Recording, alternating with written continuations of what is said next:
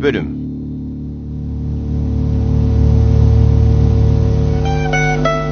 Ананди, өз сүтүңдү ич. Жактиштин сүтү бадам кошулган сүт. Ал өтө эле ысык. Аялдарга зыян болот. Мен эмне аялмынбы? Мен сага муну айтайын дегем. Кыздар бадам кошулган сүттү ичпейт, антпесе ооруп калат. Ошол сүттү ичким келип атпайбы? Силердин айылыңардагы бай жини тааныйм, бирок биздин айылдын дарыгери ачуу дарыларды берет. Мен мурдумду чымчып туруп, жута каламын. Ушуну ичем дейм. Айтканга көнбөгөн кандай кыз бул өзү? Эгер кааласа иче берсин. Мындайды атасынын үйүндө да көрбөсө керек да, ичем деп турганын. Бери кара. Булганышанын курсагы тойсо тезирээк кийиндир. Аялдар келип бетин ачышы керек. Апа, тамагыңызды ичпейсизби? Бообуз тоюп алсынчы.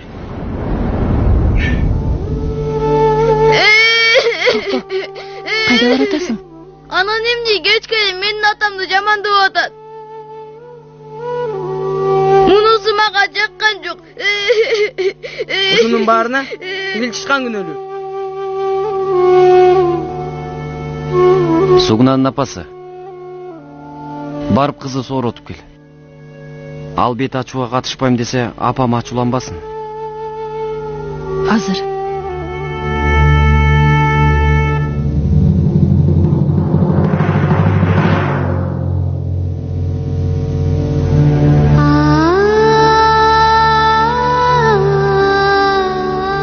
Менин анандиме коюп койгондой окшош экен.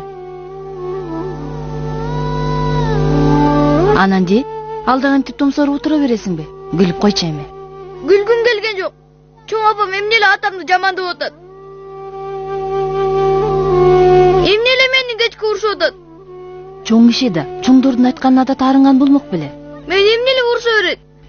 Болуптур. Мен ага анандиге эч нерсе дебеңиз деп айтайын. Кудум эле периштеге окшошсуң. Эгер муну башыңа тагынып алсаң, андан да сулуу болуп каласың.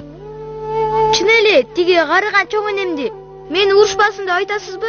Макул айтам. Бирок могул жоолук түшүп калбасын. Колуң менен кармап тур. Эгер башыңдан түшүрбөй кармап жүрсөң, андан да сулуу болосуң. Түшүндүңбү? Сугна, анандини алдын алып барчы. Мен кеттим. Макул апа.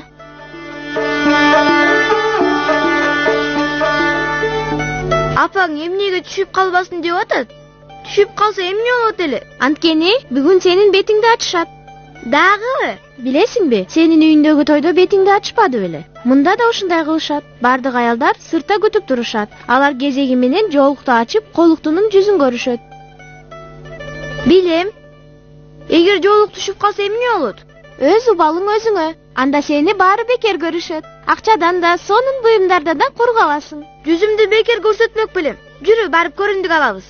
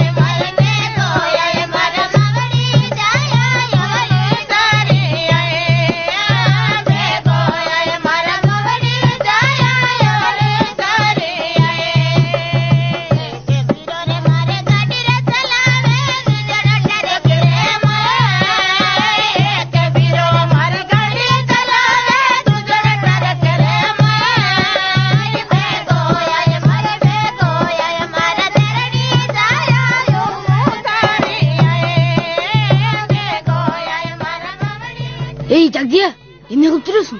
Бүгүн бажараң тобу менен ойнойбуз. Эгер сен келбесең, анда даана утулуп калабыз. Келе албайм. Жумуштарым бар. Кандай жумуш? Эмне, баарын силерге айта берейинби? Кандай жумуш бар экенин билем. Ал жаңы эле аял албадыбы? Анын жанынан чыкпай, айланчыктап кете албай атат да. Аз кетип калбасаңар чоң энем чакырам. Балдар, кулагыңызды жулуп албасын чоң апасы. Жок, ал мени кечке урушуп атпайбы? эгер тартиптүү болсоң, айтканын уксаң, сени эч качан кыйкырып уруш. Эгер ыйласаң, карарып кетесиң. Чынбы? Албетте. Капкара болгуң келеби? Анан жактыш сени карагыс деп шылдыңдай баштайт. Ыйласам карарып кетемби? Эгер карарбасам, ал мындан кийин мени шылдыңдабай калат, Кызым менин. Мени менен барсаң, өзүңдүн ыйлаган эмес экениңди далилдеп бересиң сен. Макул. Эмне болду? Эгер жоолугум түшүп калса, эмне кылам? Түшпөйт. Мен аны чач төгүш менен бекитип коем. Бирок унутпа, жоолук колуктунун башынан түшпөшү керек. Башымдагы жоолугумду атайын түшүргөн жокмун да. Бирок Эмне бирок? Менин сүйүктүү келиним эч качан андай кылбайт. Чач төгүштү мынтип туруп бекитип коюу керек. Ошондо бетиңди жакшылап жаап турат. Мына ошондо түшүп калбайт. Макулбу? Бети башы толук жабылып турган келинди баары жакшы көрүшөт. сиз мени ошондо жакшы көрөсүз да, чынбы? Албетте. Кантип сени жаман көрөйүн? Менин сулуу кызым. Мен жанагы кемпирге көрсөтпөсөм элеби?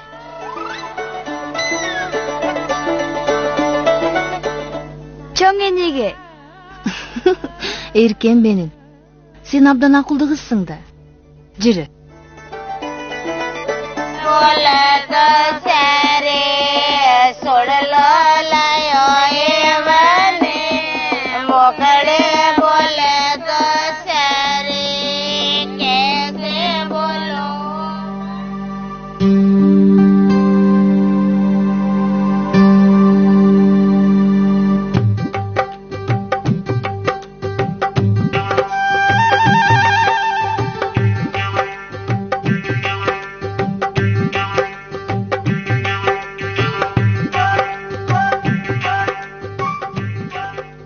Апа, мен жакшы эле басып келатамбы? Ханышадан айырмаң жок, кызым.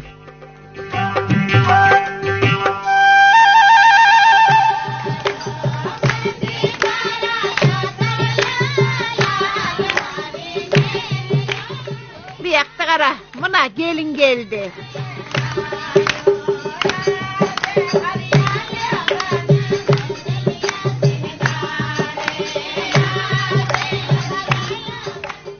Kalyani, gelinin betini gücolu açtırmay oldu o.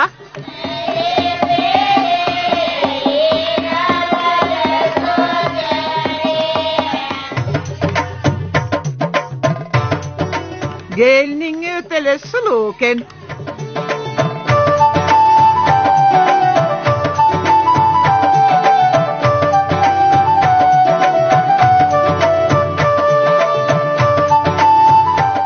Kalyandım bağı var eken, neviresine ayday suluğu kız alıp derttir.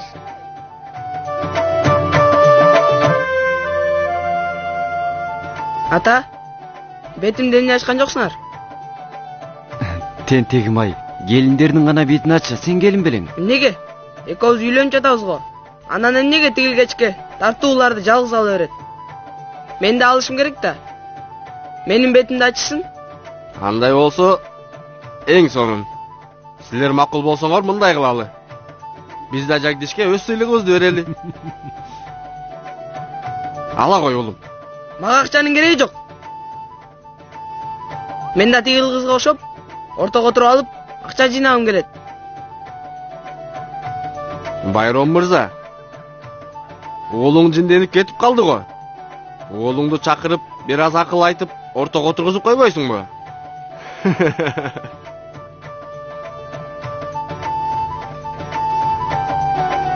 Сумитра, oğlundan ayrıldım deyiver, sulu kızga üylönüptür.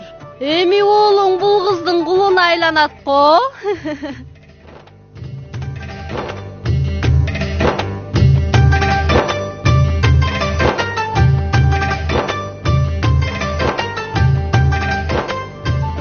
Sumitra, geliningden görküne gözüm toyboy atat ko. Özüň okşar sulu turbayby? Oba? Al men Erken'e verem de. небереме Айдай сулуу кызды алабыз деп элүү кышта каралады. Акыры көп кыздардын арасынан ушул келинибизди тандап алдык.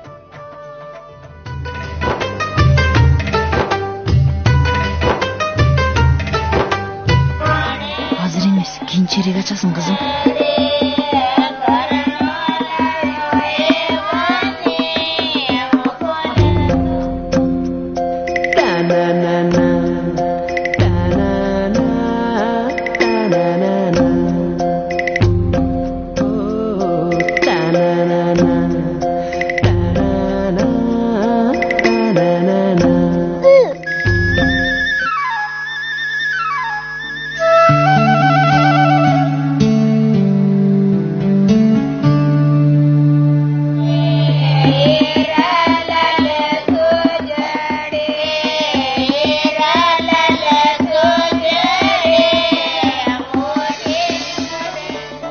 Аял алгандан кийин эле Жагдиш биздин тобубуздан кетип калды. Ал жада калса крикет ойногонго да келген жок. Бажырандын тобу бизди утуп кетти. Кыштагыбыздын бетине көшүп атты. Бардык балдар бизди сөмөй менен көргөзүшүп, уятынан өрттөнүп кете жаштадым. Эгерде дагы бир адам болгондо жеңип алмакпыз. Мына көрдүңбү? Тигине кара, жеңилип калгандан кийин кандайдан чоюлуп келатканын. Мына баарыңарга таттуулардын түрүн алып келдим. Кана жегиле. Аялыңа белги салып коюп анан келдиңби? Келесо, оозуңа ээ бол. Антпесе Антпесе эмне кыласың? Таттууларын тартып аласыңбы? Эмне, сен бизди таттуу менен алдайын деп турасыңбы? Бизди ач көздөрдүңбү? Ошондойбу? Жагдиш алып келген таттууну ким жегиси келип атат? Жебейбиз. Бар, аялыңа бара бер. Кеттик. Мохан, Кутту, уксаңар, үйдө толтура коноктор бар болчу да. Кызыксыңарго, баарына жана чычкан күнөөлүү. Ал келгенден бери досторум да менден тескери бурулушту.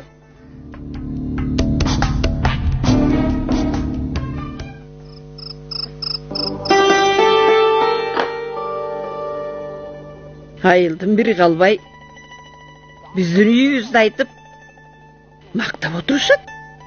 Айдай сулуу келин алдым.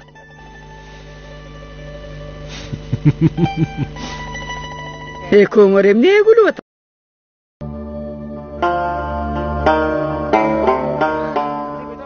Көрдүңүзбү апа? Келинибиз болсо да кыялы бизди тарткан. Ушул үйдүн кызы сыяктуу, бизге абдан окшош. Анын сүрөтүн көрүп туруп айтса болот. Муну башында өзүңүз да түшүнүп, макулдугуңузду бербедиңиз беле.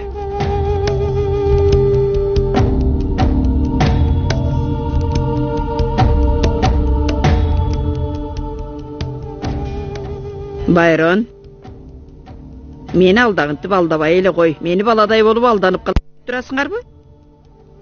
Камсанабагыла. Мен бүгүн келиниме таарынбаймын. Бул кыз кичине жаштык кылып атат окшойт.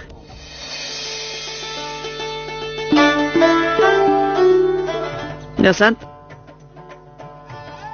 Таң эрте Маңгылайга барарыбызды эскертип койгула. Макул апа.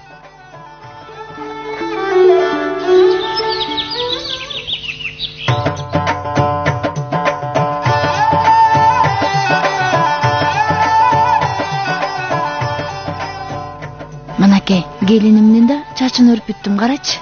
Эң сонун. Апам да ушундай өрчү. Апамдын да ушундай өрөрүн сиз кайдан билдиңиз? Кайдан билдиң дейсиңби? Мен да сенин апаңмын го. Карагылачы.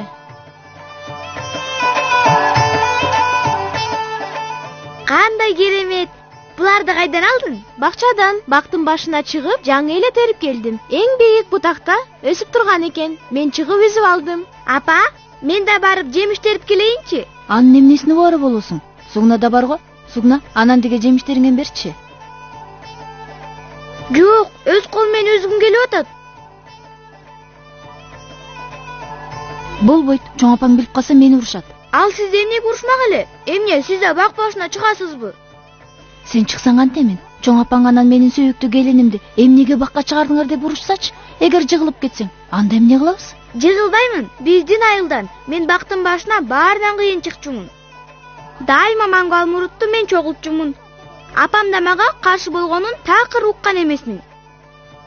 Апа, эгер бактын башына жакшы чыга алса, эмнеге каршы болуп атасыз? Эмне болмок эле? Эң аягында урушту мен угамын. Жок кызым, кийин аласың, макулбу?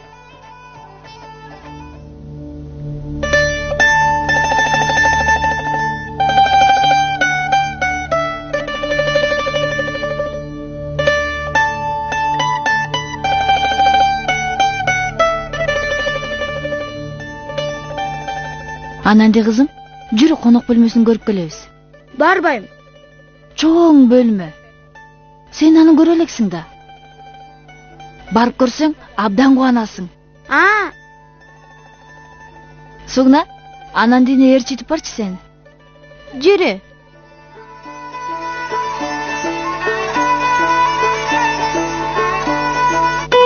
Партнер трансляции штата представляет препараты Гексикон и Хандроксид. Иногда женщина может столкнуться с проблемой. Инфекции половой сферы. Начинает размножаться болезнетворная флора, а полезные лактобактерии погибают. В этом случае попробуйте Гексикон. Гексикон – местный антисептик. Способствует гибели бактерий и вирусов. Гексикон не нарушает функциональную активность полезных лактобацилл. Гексикон, когда женщине нужна помощь.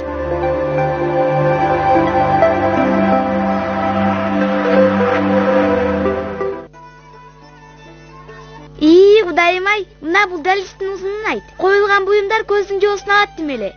Сага жактыбы? Жакпагандачы? Мындай чоң сарай жөн жай адамдардыкы эмес чыгар? Чын элеби? Төбөсү көктөргөн хан сарайлар тууралуу китептерден окуганым бар. Анда жалаң гана элди башкаргандар жашайт экен. Сарайлар алыстан эле өзүнө тартып турат. Ханыша ханзадалар гана турат да.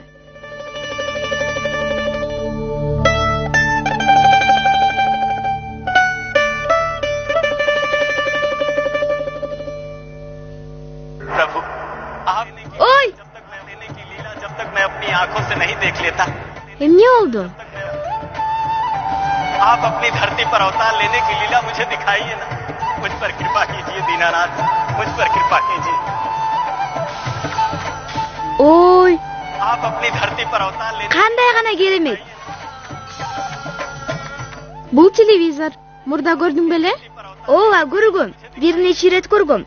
Бир үйдөн көргөн болчумун. Бирок ал телевизор буга окшобойт. Бул сыяктуу түркүн түстө көрсөтчү эмес. Түшүнүктүү. Ал ак кара түстөгү сыналгы болчу. Алар түркүн түстө көрсөтө албайт. Бардык нерсе ак менен кара түстө гана көрүнөт. Буга чейин биздин үйдө да ушундай сыналгы бар эле.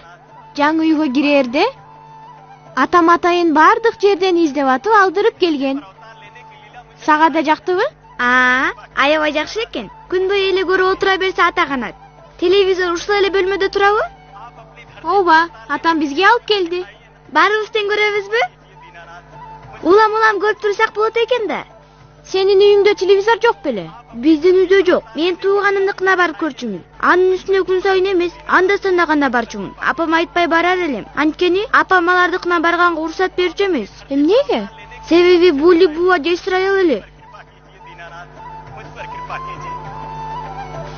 Менин байкуш эң жакын курбум Фули сыяктуу. Муну сүйлөшпөй эле коелучу. Телевизор көрөлү. Макул.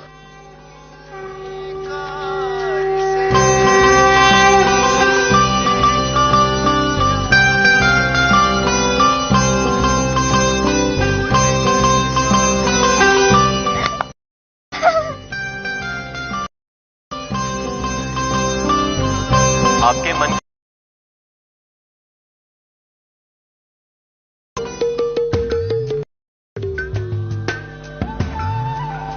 आप अपनी धरती पर Өчүрүп салайынбы?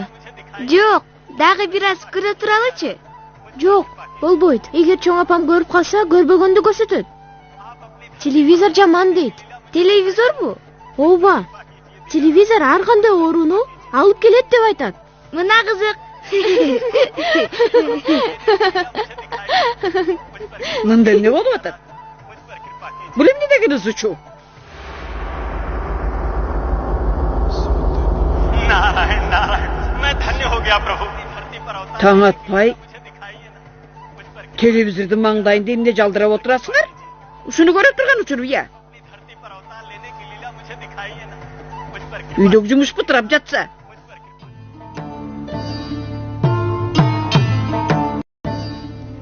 Ал эми силер телевизордон турбайсыңар. Өзүңдү сугунага теңебе. Анын жөнү башка. Ал бул үйдүн кызы болот. Эртең ата энесинин үйүнө кетет. А сен турмушка чыккан аялсың. Өзүңдү салыштырбагын. Ашканага барып, түшкү тамак даярдан бар. Мен тамак жасаганды билбейм. Тамак жасаганды билбейм дейсиң бе?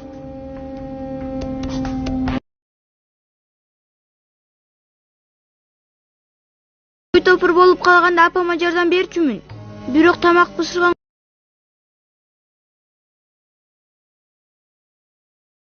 Бугандай келинге туш болгонбуз дег. Минтип айтканга кантип оозуң барды? Сенин жашыңда мен деген 100 адамга тамак жасачумун. Бирдеме куурганды денең үйрөткөн жок беле? Барып бирдеме кууругун. Жок дегенде ушул нерсе колуңдан келер. Эгер мен куурдак курусам, колумду күйгүзүп алам. Сумитра, чыргаган экенсиң.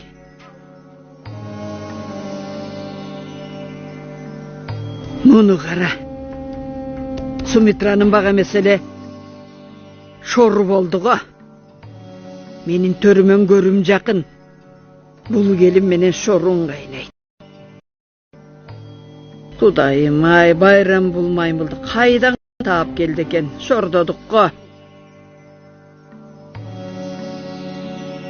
Кичинекей кызга мынчалык эмнеге ачууландыңыз, апа?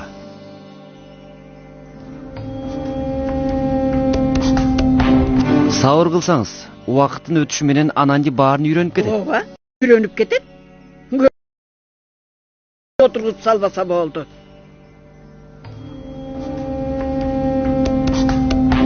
Ал эмне дегениңиз, апа? Сенин жакшы дегениңен бир Кудайдын өзүнө тапшыр. Мен көп кишини бир күндө эле билип коем. Мени айтты айтпады дебегиле. Бир күнү бул кызга өзүңөр куурдак кууруп берип каласыңарбы деп корком. Ооба ошондой.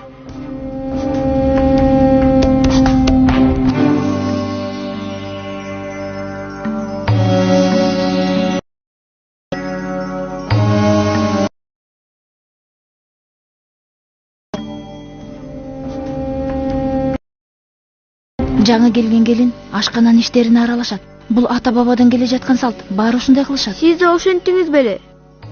Ооба. Мен да иштегем. Чоң энең да ошенткен. Эми түшүндүм. Апам ашкананын бардык иштерине жардам берди атат. Бирок мен макул эмесмин. Ашканага баш бакпайм. Отуруп алып окушум керек. Китеп окуганды аябай жакшы көрөм. Китеп окуганга эмне мактанасың? Үйрөнүп алып.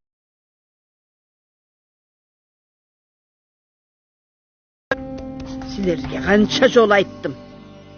Бул кыз деркелетпегиле. Сумитра келинди ашканага эриштип кетти. Баарын үйрөтөт. Күнү бою мына бул аңгыраган үйдө жалгыз калам. Таптакыр тамак жасагым келбейт. Аял деген үй жумуштарын аткарыш керек да. Бакчаны тазалап, идиш аякты дегендей. Иштеген чаштан көп. Жалгыз өзүм тамак ичким келбейт. Чыккандан бери иштеп. Дегеле Анандиге эч жумуш кылдырбайсың го? Ал убакта кызым дайыма кашымда болчу. Күнү бою жанымда жүрөр эле. Ал эми азыр болсо бир күнүн бир жылга тете. Сүйлөшкөнгө да киши жок. Багбате, бирөө менен сырдашкың келсе кошуналарыңа барбайсың? Кошуналар менен кызымдын айырмасы бар. Анандиге айтып Кришнадан башка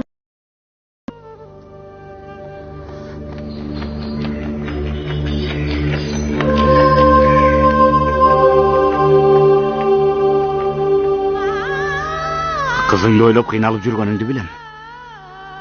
Жаназаңдан арылуунун жолун таптырсың. Ананди качористерди жакшы көрсүң. Аларды ошон үчүн дайындадыңбы?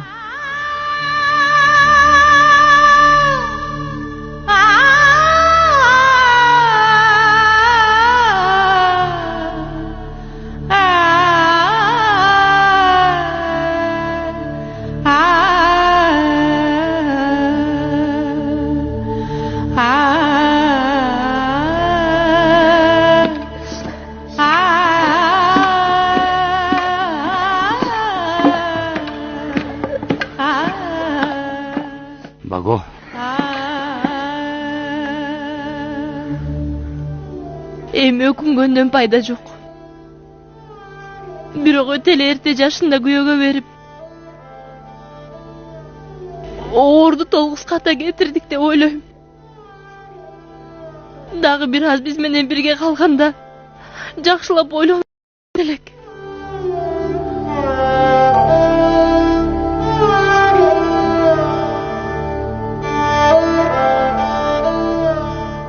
Ата эненин балага деген сүйүүсү чексиз Баго. Балама аталык мээримимди канчалык төксөм дагы аздык кылат. Кайсы ата эне бала дегенде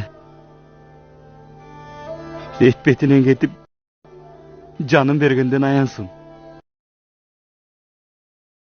Ата энесинин колуна 10 жылдан кийин барса да сен ушул дечи элең. Кызыңды ойлоп жаның жай алчу эмес. Андыктан анча өпкөлөбө. Барган жерине таштай катып суудай сиңсин дейли. Түшүндүңбү, Баго?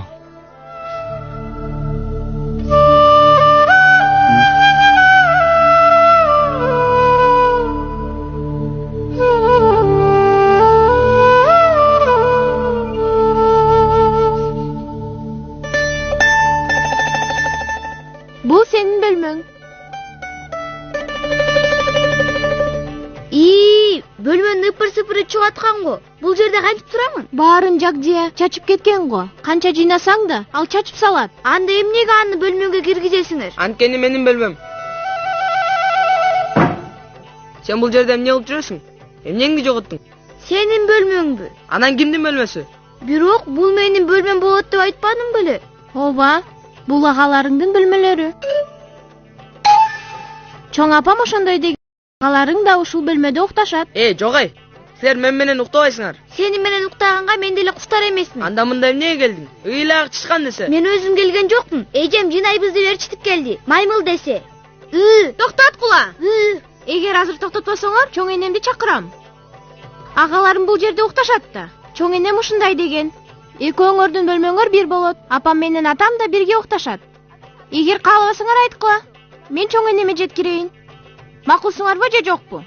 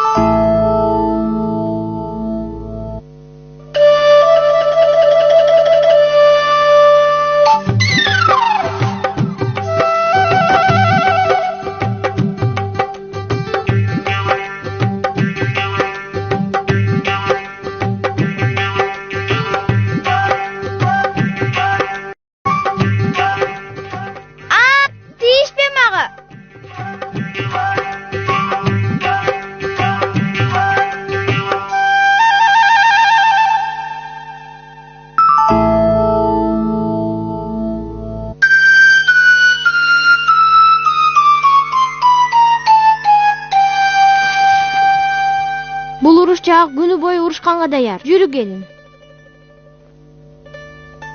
Андан көрө бөлмөнү жыйнайлы.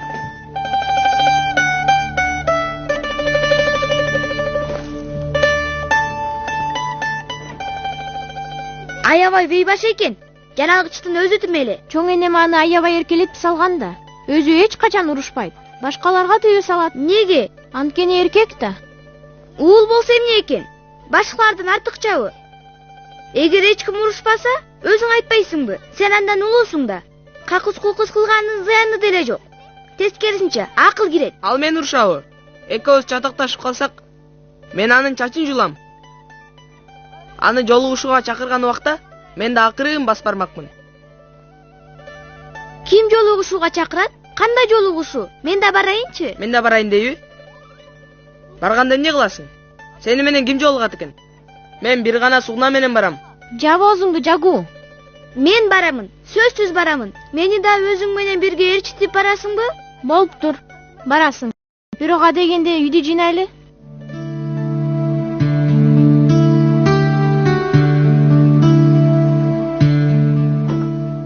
Ой, китептер го. Бул китептерди ким ыргытып жиберген? Баарынын жакшы элекейин чыгарып турго. Мугалимибиз ким эгерде китеп ыргытса, өмүр боюна адам бойдон калат деген. Маданияттан алыс адамдар гана китепти ыргытат деген.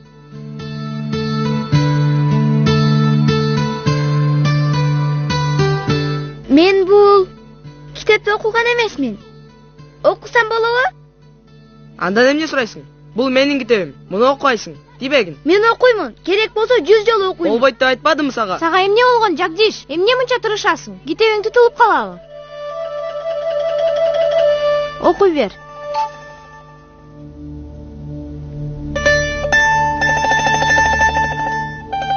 Ража Рам Мохан Рой белгилүү коомдук ишмер болгон. Индостандын Бенгал аймагында жарык дүйнөгө келген. Ал коомдо орун алган кемчиликтерге каршы күрөшкөн. Баланы жаштайынан үйлөндүрүүгө каршы болгон.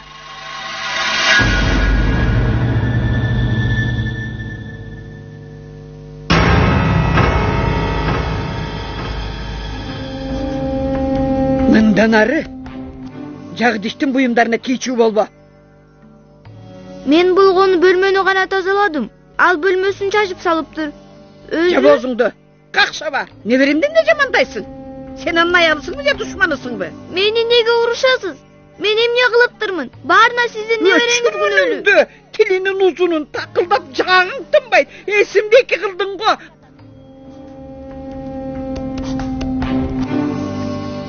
Бери келчи. Сумитра. Сумитра.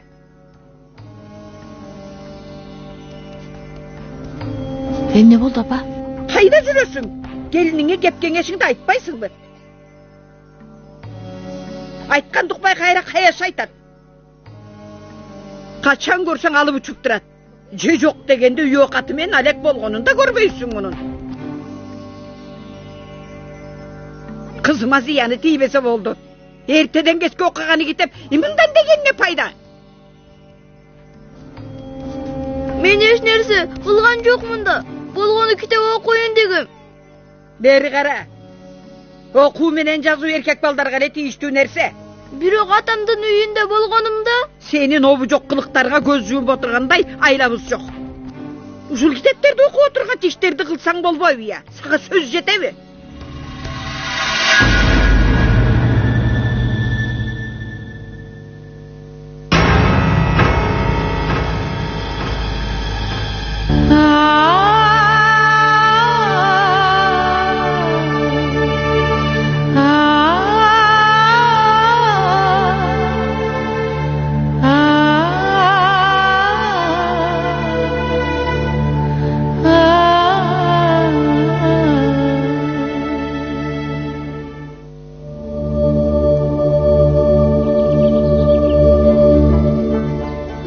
Апа, баланы үйлөндүрүү деген эмне?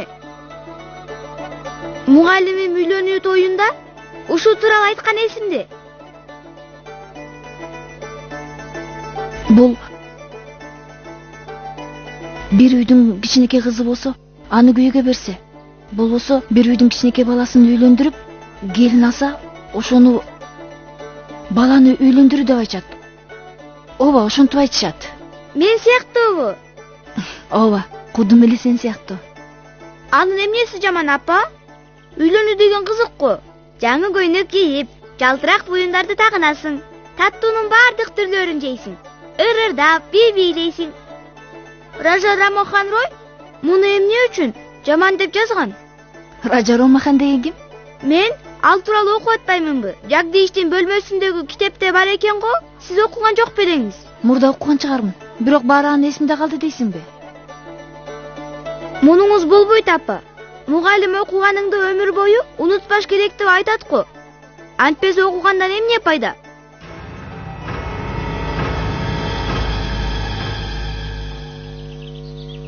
Болду анан де. Көп отура бербели. Ме буларды кес.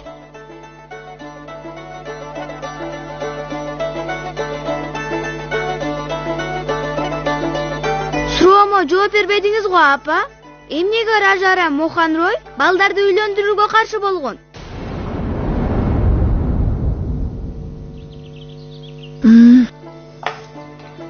Анан де бул ашкабак сага жагабы? Ашкабакпы? Муну такыр жегим келбейт. Аябай жаман көрөм. Ал гатта деген тамак эмеспи? Ал тамак мага аябай жагат. Сиз бүгүн гаттадан тамак жасайсызбы? Менин апам бул тамакты жакшы жасайт. Анан де кызым, мага ашкабактан жагат. Сен дагы деле түшүнө элексиңби? Сага ашкабак жакпаганы менен мага жагат. Жактиш картошканы жакшы көрөт. А сугнаны канча кыйнасаң да жегисе албайсың. Экөөнүн табити ар башка, түшүнбөйсүң. Ошол сыяктуу. Жанагы аты ким дедиң эле? Ким? Жанагы Жактиштин китебиндеги. Раджа Раммохан Рой. Ошол Раджа Раммохан баланы үйлөндүрүүгө каршы болду. Бар болгон ошол.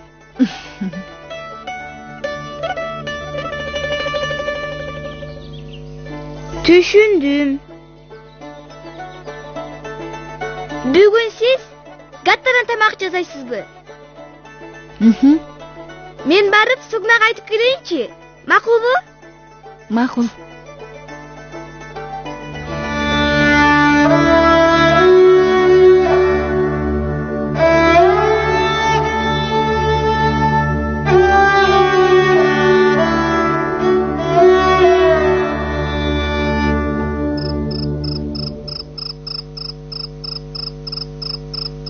Жүрө кой.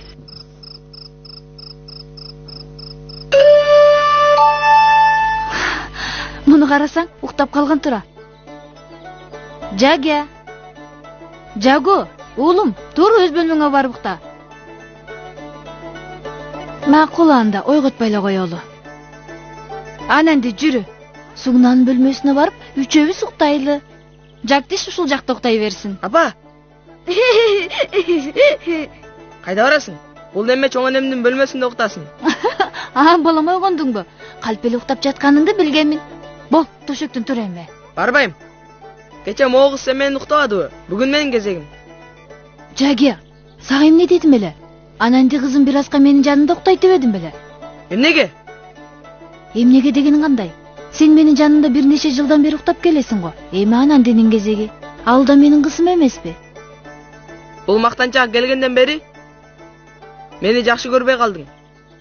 Аны айланчыктап эле жанынан такыр чыкпай калдың го. Көрдүңүзбү апа? Сизи менен кызганып атат. Эмнеге кызганмак элем? Андай болсо кеткин. Мында эмне кылып жүрөсүң? Апамдын жанында мен гана уктаймын. Болуптур. Кетсе кетем. Мен чоң энеме барам. Ушу баланын ачуусун кара. Бара кой уулум.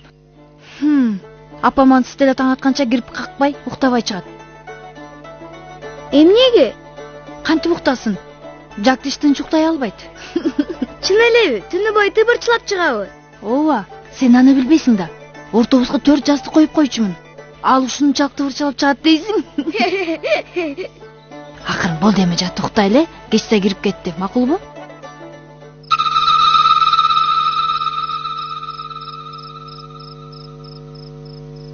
Жагдиш?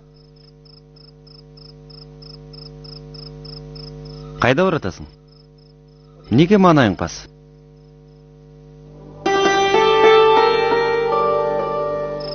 Бүгүн секечеде уктасак кандай болот?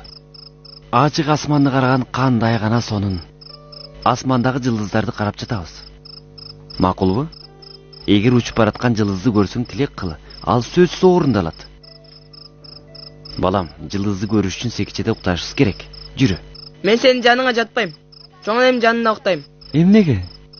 Мени болсо ошол гана жакшы көрөт. Апам да сен да мени жакшы көрбөйсүңөр. Жагдиш, бери карачы. Апа, сизден бир нерсе сурасам болобу? Сурай кой. Тойдон кийин эмнеге кыздар ата-энесинин үйүнө көчүшөт? Балдар эмнеге ата-энеси менен эч качан бирге турушпайт? Эркек балдарын колуна алышат. Анткени алар үйдү чачкандан башка иш кылышпайт. Колдорунан да келбейт. Олтуруп алып тамак ичкенден башка эмнени билишет? Жагдиш сыяктуубу? Менчи, мен кандаймын? Сени жакшы көрөмүн. Сени менен өмүр бою бирге болгум келет. Сүйлөшкүм келет. Сен мени хаанышамсың. Периштемсиң менин. Чын элеби, апа?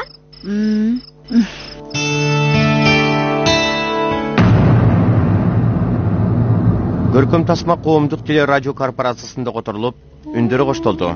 Үн коштоого Дилдидосова Сезим, Нурлан Салидинов, Бекширу уулу Ерлан, Жандатбүбү Жаманбаева, Атамбек Шамуратов, Жазгүл Имакова, Темиржан уулу Нурсултан жана башкалар катышты. Которгондор: Мырзакул Мамбеталиев, Айгүл Жумагулова.